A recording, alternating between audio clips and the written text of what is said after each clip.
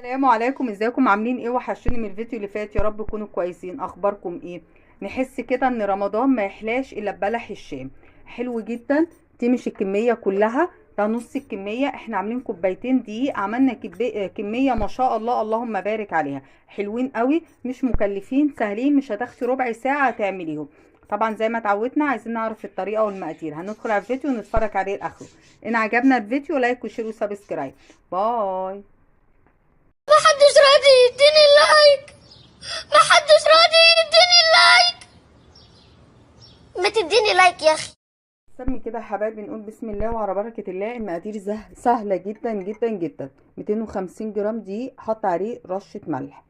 معايا حوالي 250 جرام مية وعليهم معلقة سكر كبيرة اهي بندوبها. 3 بيضات. 85 جرام زيت. والمفروض ان انا هحط معلقة ونص نشا، انا بحط مكان النشا كاستر، بيدي لون وطعم احلى.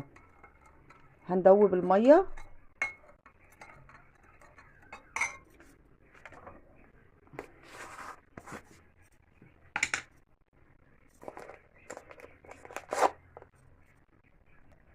واتي المعلقه ونص الكاستر. المفروض ان احنا هحط رشه فانيليا. ريحه الكاستر حلوه جدا، فمش محتاجه ان انا احط فانيليا. كده المقادير بتاعتي كلها جاهزه. تعالوا بقى نروح على البوتاجاز نشوف هنعمل ايه. بصوا حبايبي، انا هنزل بالميه بتاعتي، بدوب بس السكر، وهنزل بالزيت. مش عايزه الميه تقعد تغلي كتير وتتبخر، مجرد ما تغلي هنزل عليها بالدقيق عشان المقدار بتاعنا ما يبصي. انا نزلت اهي بكميه الزيت بتاعتنا. هستنى بقى لما يسخن. بادئ الميه بتاعتي ابتدت تغلي. انا مش عايزاها تتبخر، عايزه بس اقلب الكاستر او النشا في الدقيق عشان يبقى في الخليط كله. هنزل بقى بالدقيق وهبتدي اقلبه اكني بطبخه. هو هيبقى معايا كتله دلوقتي.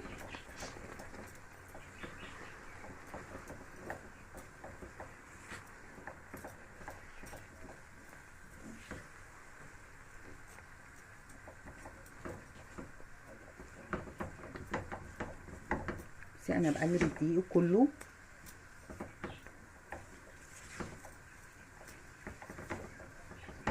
ما تستعجليش على الخطوه ديت عشان انا مش عايزه الدقيق بتاعي يبقى ني. انا عايزه الدقيق بتاعي يكون استوى.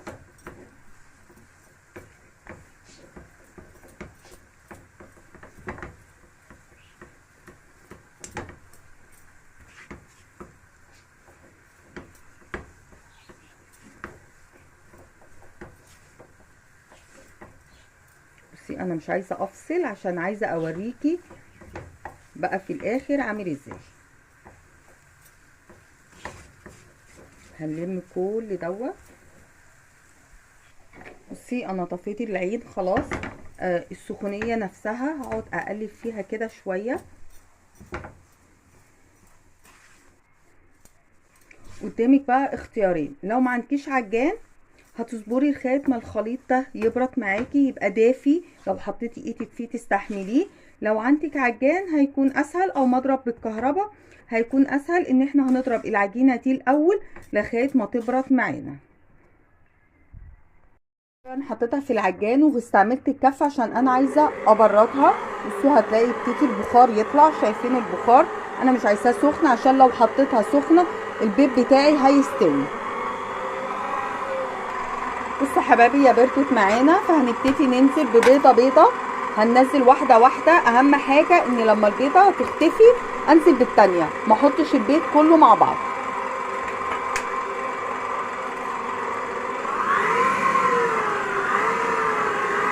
عايزه اتاكد ان البيضه اختفت. ونحاول كده برضو نجيب الجناب عشان يبقى الخليط كله.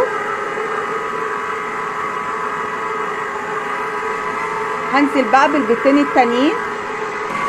بصوا الخليط بتاعي بقى كريمي حلو قوي قوي قوي جميل. هو ده القوام اللي احنا عايزينه. خلاص. انا في الفاصل حطيت بيضه تانية، البيض اللي عندي كان صغير، فكانوا التلاتة صغيرين، فانا حطيت واحده كمان. المهم بصي، عايزين الخليط بتاعنا يكون بالشكل ده. هنحطه في كيس تلاجة او كيس حلواني ونرجع مع بعض. اهم حاجه الزيت بتاعنا يكون بارد. بصوا انا مش مشغله عليه النار اهو، هبل ايدي بشويه زيت. خلاص، واحده واحده كده هنبتدي ننزل. شايفين وهم قطعه. انا مش لاقيه البلبله بتاعه بلح الشام، فانتي البلبله الصغيره ديت مش مشكله، كله بيبقى شكله حلو. بصوا الزيت بتاعي بارد، هقطع الكميه كلها وارجع لكم. بصوا يا حبايبي، انا حطيت الكميه كلها، بس طبعا مش هتملي قوي، ما تنسيش ان هو لسه هينفش معانا. بصوا انا سبته خلاص، وهبتدي اشغل الزيت، هيبتدي يشكل معايا. هتعرفي ازاي ان هو مظبوط معاكي؟ هتلاقيه بقى عايم معاكي فوق الوش. بصوا انا مش هينفع اقلب اي حاجه بايدي خالص ولا بمعلقه، عشان ما يبصي لو حسيتي ان هو فوق بعضه هتقومي مقلبه كده هيظبط معاكي.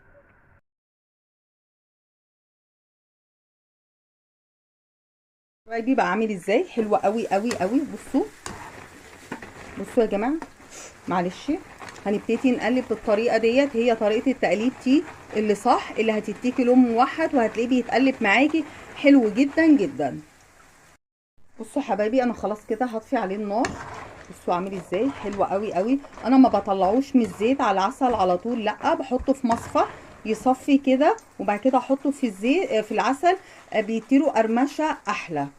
يعني تلاقيه، بصوا سامعه الصوت، هتلاقيه من جوه مقرمش ومن بره طري. طبعا هنستنى لما الزيت ده يبرد خالص ونخلص بقيه الكميه بتاعتنا. احنا لسه بصوا لسه معانا نص الكميه ما شاء الله، ربنا اللهم بارك يا رب ان شاء الله. كل دوت من كوبايتين دقيق او 250 جرام دقيق، يعني ربع كيلو دقيق، هتعملي كميه حلوه قوي قوي قوي. انا حطيت بقيه الكميه ما شاء الله، حلوه جدا جدا جدا، تحفه خطيره. زي ما اتفقنا دي طريقه التقليب اللي احنا نقلب بيها، ما نقعدش نجيب من فوق وتحت، لا، عشان ما يهبطش معايا او يتكسر او يبقى شكله وحش. هو كده الرغوه دي ما تقلقيش منها، ما تنسيش ان العجينه فيها بيض. خلاص، هنخلص بقيه الكميه ونرجع مع بعض. الكميه بتاعتنا خلصت ما شاء الله، اللهم بارك. بصوا انا عايزه اوريكي من قبل ما نحطها في العسل، سامعه الصوت؟ بصوا حلوه قوي، اكنك عامله اكرير. تحفه تحفه تحفه. هننزل بيه كله بقى في الزيت. هسيب المصفى ليه؟ عشان انا بعد ما بحطه في العسل، معلش انا اسفه، بعد ما بحطه في العسل بحب ان انا اصفيه عشان ما يبقاش مسكر قوي. ليه انا العسل بتاعي مطلع صهد كده؟ عشان انا العسل وقع مني فاضطريت ان انا عملت تاني، فعشان كده العسل سخن وهي خلاص بردت، مش هتفرق كتير. بدل انت عامله الحاجه ما شاء الله مظبوطه، مش هتفرق معاكي كتير. انا ما بحبش اسيبه في العسل كتير، بحبه يفضل مقرمش كده وطري ويبقى حلو قوي. اما بيتساب في العسل كتير ده بالنسبه لي انا بيبقى مسكر بزياده، انا ما بحبوش كده.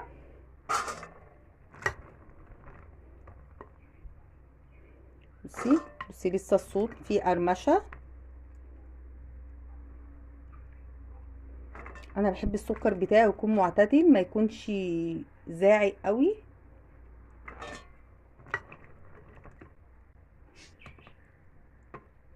هنعمل ايه بقى قبل ما ناكله على طول؟ حطيه في التلاجة شويه. ليه هنحطه في التلاجة شويه يسقع؟